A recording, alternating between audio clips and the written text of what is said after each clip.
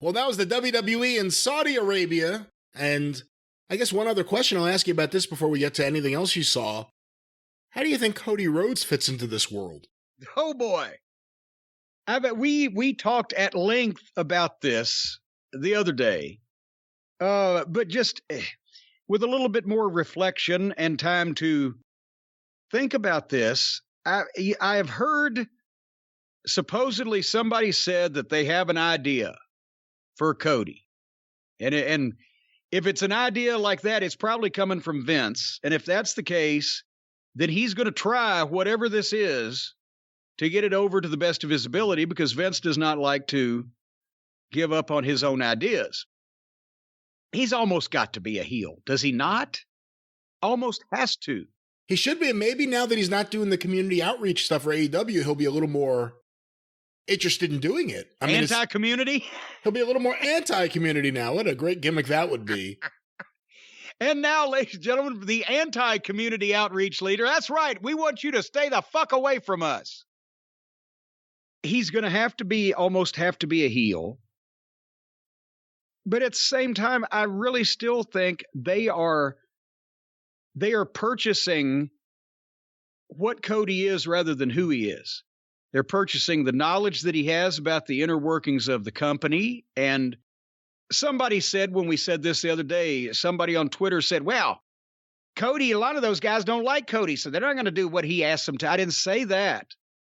I said whether they like Cody, they don't like Cody, or they don't care if Cody drops dead and catches on fire, he knows how to get a hold of everybody, what their deals are, when they're up, what their personal picadillos and desires are, how best to entice them to do something, whether it's him doing it or whether it's just him telling somebody else in the WWE that might be closer to these people personally, or that might just contact them out of the blue whenever they are legally available to do that, right?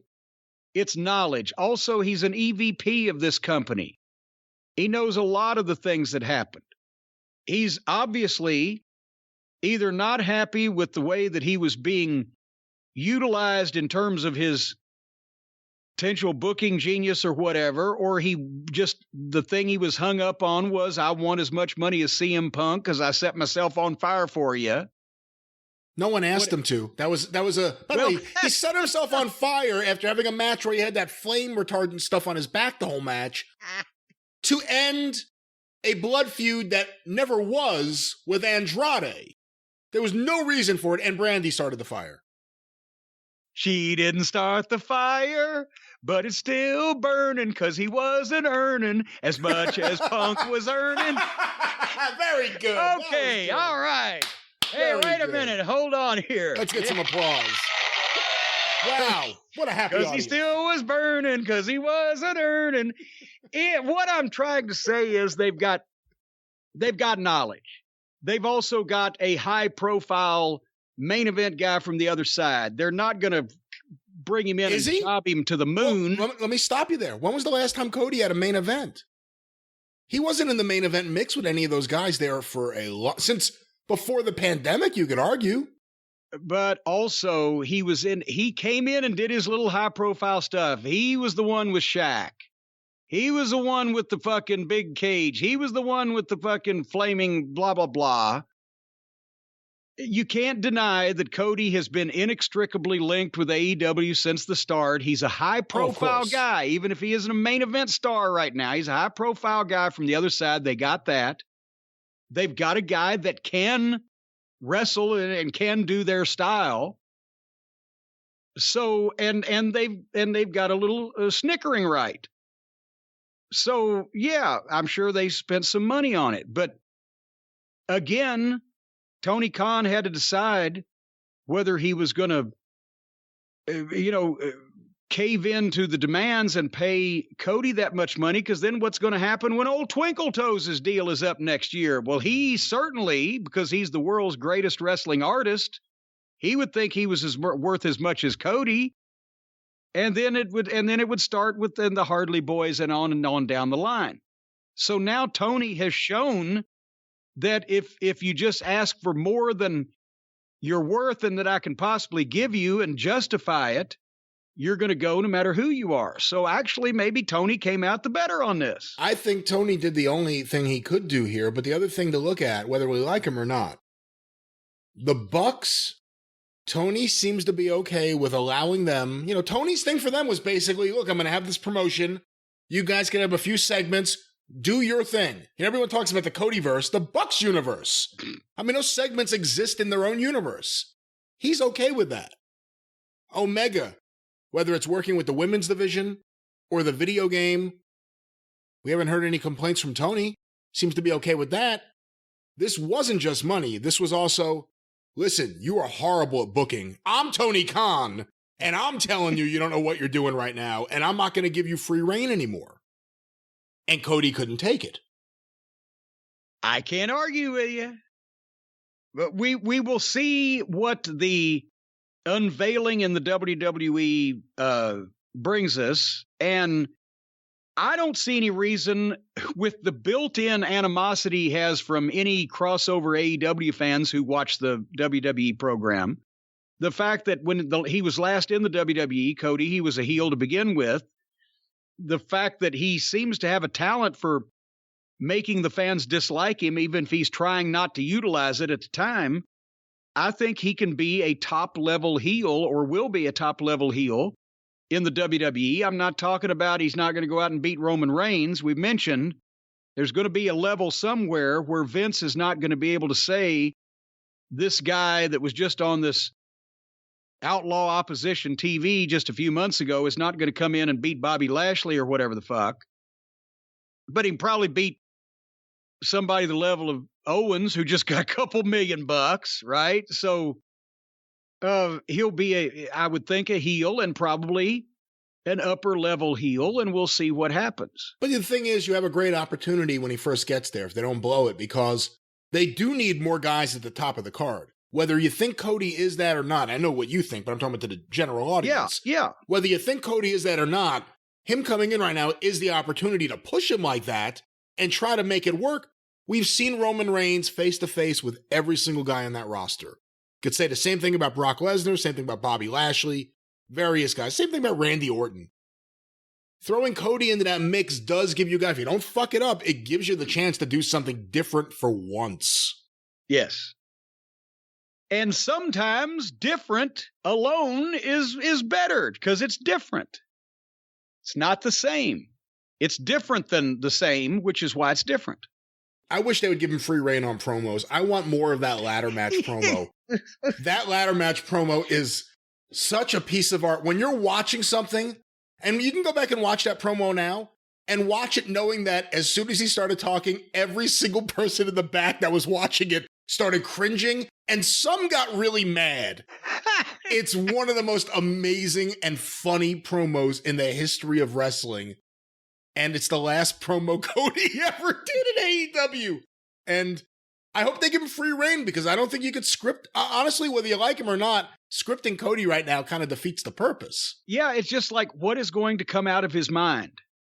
And how are people going to take it? And it would save Vince money. He wouldn't have to hire 4 different writers for that segment. He could just, Cody, go out and speak to the people. To the people. Well, whether it's by foot, by air, or perhaps by car, some may say by auto, I'm sure Cody will be going to WWE very, very soon, and perhaps he needs some help with his auto, some auto parts. Well, he's got that bus. I wonder, does he have to give the bus back? Who paid for the bus? Did Tony Khan buy the Nightmare coach, or was it Cody and Brandy out of Nightmare Incorporated? Here's a question for you. Is our long American nightmare over? Will he be allowed to call himself the American Nightmare ever again?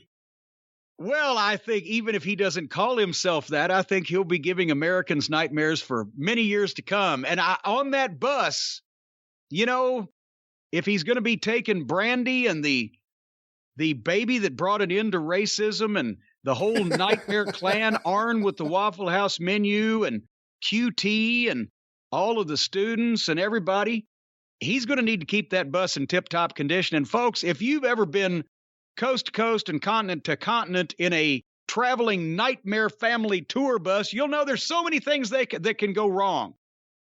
Your thermostat can go out. The bolt that goes through to hold the tire onto the snabits, it can fucking fling off on the interstate and you can go into a ditch at 90 miles an hour. Well, folks, if you want to do your maintenance, whether it's on the nightmare bus or whether it's just on your current car that you own for your own family, you need to protect them by doing your maintenance, and you need to get the parts and the equipment at rockauto.com. Because, of course, there's all kinds of makes and models of cars. There's Fiats, and there's Kias, and there's models like the Pacificas and the XT5s and the Cadillac LaSalles. It's impossible to stock all the parts that you need in one of these traditional chain storefronts. And then you have to endure pointless and intimidating questioning from the fat, pimply-faced fellow behind the counter. Well, is it an LX or an EX or whatever? And he's going to give you the part he wants to give you. Folks, if you go to rockauto.com, you can get a part for every dadgum car. You can find parts for DeLoreans. You can as a matter of fact, if you're really good with your hands, you can build a DeLorean from scratch with parts you find on rockauto.com. That's what I've heard. I can't utterly dismiss that. I guess maybe a possibility, actually.